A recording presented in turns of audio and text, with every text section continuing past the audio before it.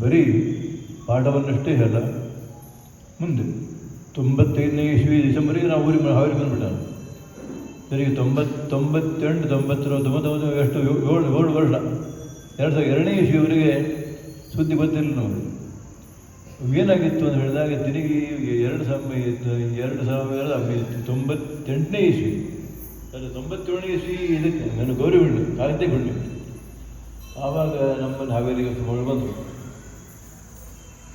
ಅವಾಗ ಹೇಳಿದರು ಹಿಂಗಾದಪ್ಪ ನಾವು ಹೋಗ್ಬಿಟ್ರು, ದೀಪಾವಳಿ ಹೋಗ್ಬಿಟ್ರು, 97 ದೀಪಾವಳಿ ಹೋಗ್ಬಿಟ್ರು, ದೀಪಾವಳಿ.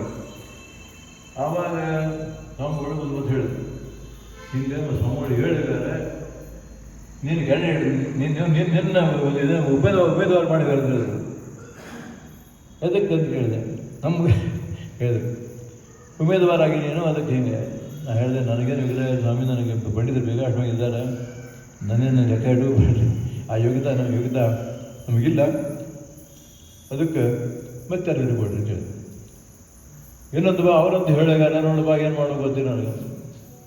ತಿರುಗಿ 97, 98, 99 ಹಾಗೆ ಹೋದ ಸುಮ್ಮನೆ ಏನದ್ರ ಬಗ್ಗೆ ಹೆಚ್ಚು ಇದನ್ನು ಧೀರೆ ತೊಗೊಂಡಿರಲಿಲ್ಲ. ನಾನೆಲ್ಲೇ ನಮಗೆಲ್ಲೇ ಸುಮ್ಮನೆ ದೂರ ಬಿಟ್ಬಿಡ್ತಾನೆ. ತಿರುಗಿ 2002ನೇ ಇಸ್ವಿ ಮತ್ತೆ ಈ ವಿಷಯ ಶುರುವಾದ. ಸತ್ಯಪ್ರಭು ತೀರ್ಥರ ಒಂದು ಮಾತು ಎಷ್ಟು ಗಟ್ಟಿ ಅನ್ನಲಿಕ್ಕೆ ಇದೊಂದು ಉದಾಹರಣೆ. 2002ನೇ ಇಸ್ವಿಗೆ ಮತ್ತೆ ಈ ವಿಷಯ ಬಂತು ನಮ್ಮ ಗುರುಗಳು. ಅವ್ರು ಯಾವ 2002 ಸುಮಾರು ಅವರಿಗೆ 88 ವರ್ಷ ಅಲ್ಲ 81 ವರ್ಷ ಹೋದರೆ 17ನೇ ಇಸ್ವಿ 2002 ಆಯ್ತು, 85 ವರ್ಷ ಆಯ್ತು. ಅದನ್ನು 2000 ಹೌದು 85 ವರ್ಷ. ತಿರುಗಿ 85 ಒಂದು ದಾಸವಾರ ಕೊಡೋದು ತಿಳ್ಕೊಂಡು ಇವಾಗ ಆಗಲಿ ಅಣ್ಣರು ಹೇಳಿದ್ರು, ಅನೇಕರು ಇದೇನು ಉಮೇದುವಾರ ಇದ್ರದಕ್ಕೆಲ್ಲ ಅವರು ಇವರು ತಿಳ್ಕೊಂಡು. ಆಮೇಲೆ ಇದು 2002ನೇ ಇಸ್ವಿ ದೀಪಾವಳಿಗೆ ಹೊತ್ತಿಗೆ ಆಗಲಿದ್ದು ವಿಷಯ ಆಗಿತ್ತು, ಇಲ್ಲ ಇಂಥವ್ರು ಕೊಡೋದು ನಿಶ್ಚಯ ಮಾಡಿ ಅಂತ ನಾವು ಹೇಳಿದ್ರು.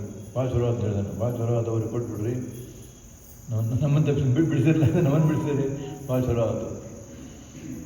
ಅದು ಮತ್ತೆ ಕೊನೆಗೆ 2003ನೇ ಇಸ್ವಿ ಹೊತ್ತಿಗೆ, 3ನೇ ಇಸ್ವಿ ಜನವರಿ ಹೊತ್ತಿಗೆ ವಿಷಯ ಮತ್ತೆ ಬಂದಾಗ್ಬಿಡ್ತು.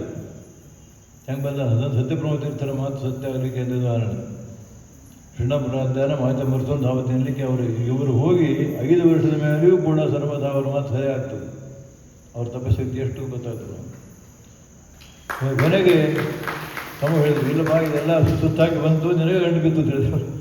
ನಿನಗೆ ಗಂಟು ಬಿತ್ತಿದ್ದು ನಿನಗೆ ಬಿಟ್ಟಿದ್ದಲ್ಲ ಅದು ಆತು ಹೇಳಿದ್ರೆ ಸುಮ್ಮನೆ ಹ್ಞೂ ಅಂತ ಹೇಳಿ ನನಗೆ ಮತ್ತೆ ಈ ಸ್ಥಾನಕ್ಕೆ ಕೂಡಿಸುವಂಥವರಾಗಿ ಪಟ್ಟಾಭಿಷೇಕವನ್ನು ಮಾಡಿದ